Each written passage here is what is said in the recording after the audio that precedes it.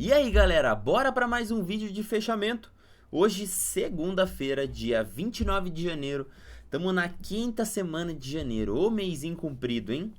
Então vamos lá, né, meu povo? Vê aí essa movimentação pro índice, vê a movimentação do dolinha, trazer todo o panorama aqui já do gráfico fechado praticamente da segunda-feira, para a gente encerrar a segunda-feira aí com chave de ouro, fazendo o estudo do pregão de hoje. Para isso, pessoal, vou pedir aqui encarecidamente o joinha de vocês para fortalecer na entrega desse conteúdo, para fortalecer também o meu trabalho gratuitamente, que eu venho aqui todos os dias entregar esse vídeo de fechamento aqui como caráter de estudo, para auxiliar também no estudo de vocês, para passar insights, passar um pouquinho do operacional que eu opero aqui hoje em dia. E é o like aí só que eu tô pedindo para vocês. Outra coisa também, nos últimos vídeos aí a gente teve uma leva de comentários para quem é da nossa sala ali que a gente opera todos os dias juntos. A gente tem um colega aí que começou a enfrentar um problema da calvície, então quem puder aí deixar um comentário, força Brunão Calvo, vai ajudar bastante aí na colaboração com o nosso colega, né? Bom, pessoal, começando então pelo índice futuro aqui no pregão de hoje, eu sempre começo mapeando o cenário macro. Vou começar aqui, ó, pelos 60 minutos. E a gente percebe que os 60 minutos ele está preso dentro do pregão da quarta-feira. Então, olha só, a quarta-feira fez essa região zona toda, a gente passou a quinta travado, a sexta aqui ó, também dentro desse pregão, e estamos aqui na segunda-feira também, mais uma vez aqui dentro dessa região. Estamos caminhando aqui de lado para o índice nos 60 minutos, então por conta disso a gente vai diminuir o time frame e a gente vai marcar as regiões mais importantes dessa lateralização, né? Então começo aqui o meu pregão, marcando minha última zona aqui ó, de suporte. Opa, pera aí. Deixa eu pegar a ferramenta errada. Vamos pegar o retângulo aqui, ó. Então, essa daqui é minha zona principal de suporte, pensando nesse último range. E eu tenho também uma zona de resistência. A zona maior aqui, ó, de resistência. Pensando somente nesses últimos movimentos aqui, desses últimos pregões. Então, dá até pra gente aqui, ó, diminuir um pouquinho o tamanho desse retângulo. Esse daqui é o principal que eu vou mapear. Se o preço conseguir escapar dessa região, aí eu começo a aumentar aqui a visualização da minha floresta. Mas inicialmente a gente vai trabalhar dessa maneira. A gente tem aqui um pregão da sexta-feira, onde a gente violou a máxima e a mínima da quinta-feira. Então é um pregão um pouco mais amplo o pregão da sexta. Por isso eu marco também as extremidades aqui do pregão do dia anterior. Ó. A máxima e a mínima do dia anterior aqui marcados para eu vir aqui para o meu dia de hoje. Então, de que maneira eu vim aqui para o pregão de hoje? Vim com essas regiões marcadas e aguardando a abertura. Iniciando aqui a abertura já num gap de alta, a gente já percebe pelos 5 minutos que a média móvel de 20 está aqui inclinada para baixo. Média móvel de 8 já estava inclinada para baixo, 15 minutos no caso, né? Os 5 minutos também a gente estava com esse cenário, ó. Os 5 minutos com a média móvel de 20 já inclinada para baixo. Média móvel de 8 por baixo do preço e a 200 afastada. O 2 minutos, a gente abriu aqui ó, dentro de um cenário comprimido. Então a gente tem as duas primeiras barras do dia, força vendedora dentro de um gap comprador. Então eu tenho aqui ó, uma força dentro desse gap e os vendedores já abrindo com força, colocando em cima dentro desse gap. Essa região, média móvel de 200 e média móvel de 20, é uma possível região de suporte para o preço. Então compradores, era a região ideal que eu tinha para compradores voltarem aqui a colocar pressão no movimento, né? A colocar realmente interesse comprador no gráfico. E a gente não consegue nem fechar acima dessa região. A gente coloca, ó, barra 11, barra 12, barra 13, barra 14.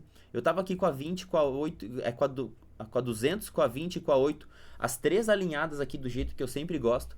E o comprador demora aqui, ó, 4 barras para conseguir chegar na máxima desse movimento, sendo que em 2 barras praticamente a gente já devolve esse movimento. Então, não tenho força de compradores aqui.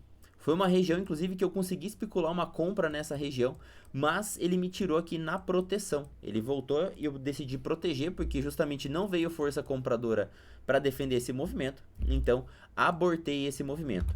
E aí, em mais uma vez, a gente percebe aqui, ó, outro cenário que comprador não voltou para o preço. A gente chega na região de interesse do dia, a região de fundo do dia, onde comprador segurou aqui, eu volto para cá e olha só qual é o tamanho desses compradores? Praticamente nulo, né?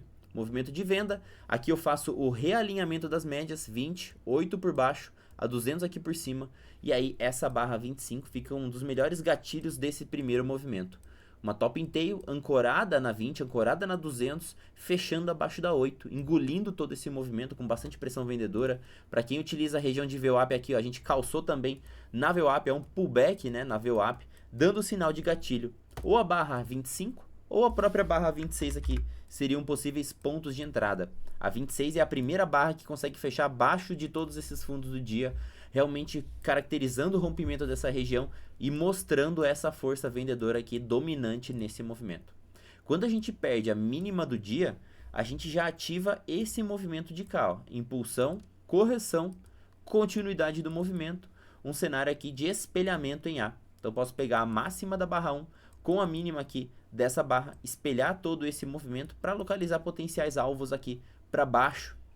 Então venho aqui com a ferramenta projeção de Fibo, máxima com a mínima, e venho buscar essas regiões aqui de alvos.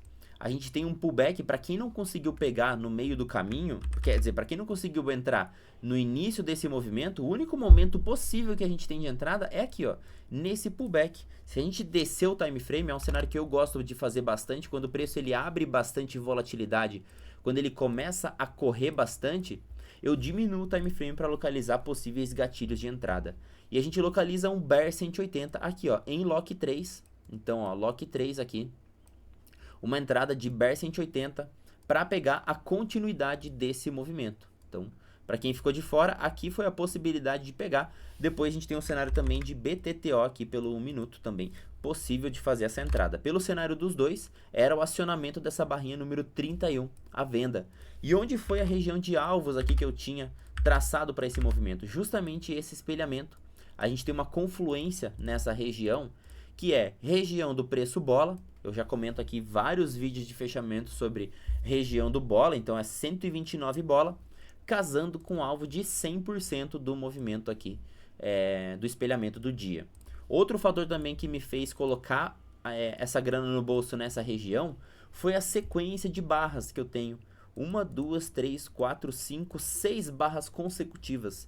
Inclusive aqui, ó, no acionamento dessa 37, eu tenho uma possibilidade de entrada na contratendência pelo cenário de um CDB. CDB em cima do preço bola, em cima do alvo de 100% de Fibo. Depois de um longo movimento vendedor, eu tenho afastamento aqui para média móvel de 20 e afastamento para média móvel de 200, é o double space. Então eu tenho essa probabilidade de retorno para a média móvel. Aqui ainda eu tenho a confirmação dessa entrada nessa barrinha 41, né? Quando eu tenho aqui, ó, um fundo duplo formado, esse cenário aqui formou ao contrário, possibilitando ou entrada no rompimento ou na própria 41 aqui, deixando um stop mais barato. Uma galera conseguiu aqui surfar esse movimento de retorno. Esse movimento de retorno voltou aqui para os topos anteriores. Praticamente uma volta em V, né? Uma volta em V que não conseguiu anular todo o movimento do dia. Então o topo aqui, ó, do dia não foi anulado, nem esse topo anterior, né? Ele chegou na mesma região, mas não conseguiu anular. Aqui foi uma possível entrada também que ele acabou violinando o movimento. Então muita gente acabou... O primeiro gatilho, 52 aqui no caso, é um gatilho que ele tem muita chance de falhar. Então eu não gosto de pegar nem a faca caindo no primeiro gatilho, nem a faca subindo no primeiro gatilho. Por mais que seja um padrão aqui forte, ele costuma dar aquela cutucadinha no topo anterior. Foi justamente o que aconteceu. Ele dá aquela cutucadinha e devolve essa barra 55, mais um Bear 180. Aqui sim ele foi sacano, porque aqui essa 55 é um padrão de entrada que a gente gosta bastante. Ele tem muito potencial para voltar e aí o que ele faz? Ele cutuca essa máxima anterior. Então quem utiliza stop de cutucada consegue se livrar desse movimento, porque aí sim aloca o stop depois que essa barra cutuca acima da máxima e ele entrega o movimento, ó. Então pela terceira vez aqui essa barrona bear, a gente consegue ler essa região de resistência pela média móvel de 200. Aqui no início do dia ela demorou para ser rompida porque ela estava sendo caracterizada aqui como nível de suporte, e aqui na frente ela também agiu como nível o quê? De resistência dos preços, tanto que não conseguiram aqui ultrapassar a média móvel de 200. A média móvel de 20 continuou por baixo da 200, então é o cenário que eu gosto aqui para olhar para o lado vendedor, quando a 20 está por baixo da 200, para dar continuidade. E aqui a gente já tem um cenário de continuação do movimento. Nessa barrinha 67 é o cenário que a gente já deixa para nós aqui, ó, o topo menor. A gente deixa esse topo, a gente consegue violar a mínima, a gente falha em produzir novas máximas, aqui sim, só aguardar a barra de ignição, nessa barra 67 veio a venda. Depois eu tenho aqui, ó, uma GBTO e um Bear 180, todos em lock 3 também, dando continuidade. Então, quando ele dá continuidade, ele simplesmente dá essa rasgada aqui nesse fundo anterior. E aí sim, a gente acelera o movimento na queda, né? E aí a gente já pode pegar alvos também. Aqui a gente pegou, ó, dessa volta em A. Aqui é o mesmo cenário, né? Dessa volta em A para baixo. A partir do momento que a gente ativa e perde esse fundo, a gente pode retornar para esse movimento em A, buscando esses alvos. Então, dessa máxima para essa mínima rompida, buscando o cenário aqui. Ele veio exatamente aqui, ó, no tique, no pelo, para quem aí gosta de Fibo, fica fascinado com isso, né? O quão cravado que foi esse alvo aqui, ó, no tique. Ele veio em linha reta, bateu no alvo, voltou na 20. E aqui é um cenário que eu não gosto de fazer vendas de continuidade desse movimento aqui, ó. É um cenário que ele costuma a falhar. Se eu for olhar, por exemplo, o time frame de 5 minutos, ele é um cenário em lock 3, né? Ativa aqui um cenário de VSS em lock 3, mas a média de 20 ela já está muito aberta para a média móvel de 8. Então, quando as médias abrem assim, ó, o movimento ele acaba perdendo um pouco da sua potência. Eu gosto de pegar sempre as médias de 20 de 8 próximas, ó. Média de 20 de 8 próximas, média de 20 de 8 próximas. Quando eu tô com um cenário das médias muito abertas, já acende um cenário de cautela. Então, observe isso nos seus padrões de entrada, para observar justamente se a gente está num cenário das médias de 8 e de 20 próximas ou elas estão afastadas. Então, é um cenário que ele pode acabar falhando. E ele volta justamente aqui num cenáriozinho de canal para fazer esse pullback, né? Um cenário aqui, ó, de mastro bandeira para dar então continuidade. Ele só volta para justamente vir testar a média móvel de 20 dos 5 minutos e trocar a polaridade com o fundo perdido. Então fica bem nítido esse movimento, né? Olha só, um fundo perdido anteriormente, que era como suporte, agora atuando como resistência. Então essa daqui é a famosa troca de polaridade. Me mandaram pergunta aí na caixinha de perguntas para explicar um pouquinho mais sobre troca de polaridade. É justamente esse cenário, que anteriormente essa região era um suporte. Quando ela foi rompida, ao invés de ela trabalhar como suporte, ela vai trabalhar como resistência. Eu inverto a chavinha do polo. Então eu tenho suporte e resistência, o que era um suporte antes, agora vai atuar como um nível de resistência. Ou seja, trocou a polaridade desse nível de preço. Então, efetuada a troquinha de polaridade aqui, eu deixo um cenário de rejeição para dar continuidade no movimento. E aqui entra um insight muito legal que eu inclusive deixei nos stories de hoje, que é o seguinte: eu demarquei aqui no começo do movimento a máxima e a mínima do pregão do dia anterior. A máxima e a mínima. Dentro do próximo pregão, no caso que é hoje, nós temos 90% de probabilidade de testar ou a máxima ou a mínima do dia anterior. A gente não sabe, não existe, por exemplo, a estatística da máxima ou da mínima, vai depender do movimento onde a gente está no diário, mas a violação da máxima ou da mínima, ou seja, passou um tique acima da máxima ou um tique acima da mínima, cumpriu o requisito dos 90%. Eu tenho 90% de probabilidade, ou seja, a cada 10 pregões, só um eu não vou renovar nem a máxima e nem a mínima do dia anterior. E em 9 eu vou fazer essa renovação. Quando o preço ele engata essa força na venda, ele monta aqui o seu pivô de baixa com troca de polaridade, quem conseguiu engatar a venda nessa região aqui, poderia utilizar a mínima do dia anterior como alvo do trade. Para casar mais ainda, mais legal ainda, eu tenho alvo junto na mínima do dia anterior, alvo de 100% desse espelhamento em A. Bati no primeiro alvo, voltei, troquei polaridade e olha só a precisão do Fibonacci. Alvo de 100%, 128.330 é a mínima do dia, em confluência com a mínima do dia anterior, né? Olha só, a mínima do dia anterior e o alvo de Fibo aqui, executando essa região de mínima, casando também com a região macro aqui, ó, de suporte já, onde o preço ele muda a sua direção. O preço chega aqui, ó, como ele muda de direção e entra a força compradora. Olha o fluxo comprador que a gente está colocando aqui agora, depois que o preço atingiu essa região aqui de suporte. Então, cumpriu o alvo de Fibo, cumpriu aqui a estatística dos 90% desse movimento. E aí a gente começa a engatar esse movimento de retorno. Esse movimento de retorno aqui vem com a passagem para cima da média móvel de 20 e um cenário já apoiado. Ó. Inclina a média móvel de 20 e de 8 aqui para cima. Ambas próximas paralelas barra aqui ó, de início de movimento. Olha as barras compradoras como começam a tomar mais corpo, ficar com um cenário bem mais sólido. A média de 20 já inclinada para cima. Aqui foi um dos melhores gatilhos de entrada que a gente teve, né? Na continuidade desse movimento, com a troca de polaridade executada. Olha o tamanho dessa barra.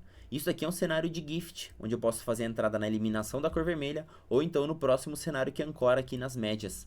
Uma baita de uma entrada apoiado aqui por essa barra elefante de ignição de movimento. E a gente tende a replicar o tamanho dessa barra aqui para cima no próximo movimento. Inclusive já pagou aqui, né, esse cenário. Uma baita de uma oportunidade que o índice deu agora aqui, ó, nessa troquinha de polaridade, apoiado dentro desse cenário do gift, ó. Inclusive tem topos anteriores aqui que foram rompidos com uma barra elefante muito sólida.